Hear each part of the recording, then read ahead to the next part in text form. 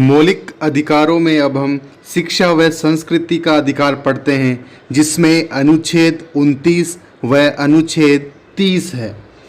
यह मौलिक अधिकार अल्पसंख्यकों के लिए विशेष प्रावधान करता है, लेकिन यहाँ पर ध्यान देने वाली बात है कि भारतीय संविधान के किसी भी अनुच्छेद में अल्पसंख्यक शब्द को परिभाषित नहीं किया गया है।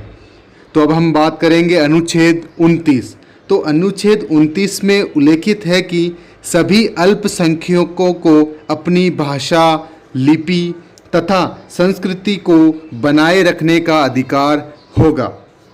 यानी कि अल्पसंख्यकों को अपनी संस्कृति को बनाए रखने का अधिकार होगा। अनुच्छेद 30 की बात करें तो कहा गया है इसमें सभी अल्पसंख्यकों को अपनी शिक्षण संस्थानों की स्थापना करने तथा उसका प्रबंधन करने का अधिकार होगा। यहाँ पर ध्यान देने वाली बात है कि जो मदरसों में जो इस्लामिक शिक्षा दी जाती है उसका अधिकार यही अनुच्छेद 30 है, और अनुच्छेद 30 के कारण ही शिक्षा का अधिकार अधिनियम 2009 अल्पसंख्यक शिक्षण संस्थानों पर लागू नहीं होता है।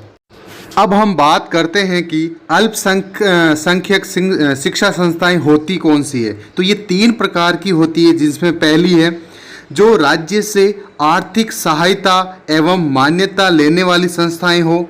दूसरी, ऐसे संस्थान जो राज्य से मान्यता लेते हैं लेकिन उन्हें आर्थिक सहायता प्राप्त नहीं होती है। ठीक है।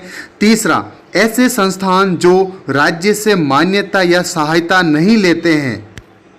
अनुच्छेद 30 में यह भी कहा गया है कि राज्य आर्थिक सहायता देते समय अल्पसंख्यकों के जो संस्थान हैं उनमें विभेद नहीं करेगा। अनुच्छेद 29 में एक बात और भी इम्पोर्टेंट है, जो है कि यह धार्मिक अल्पसंख्यकों को एवं भाषाई अल्पसंख्यकों को सुरक्षा प्रदान करता है।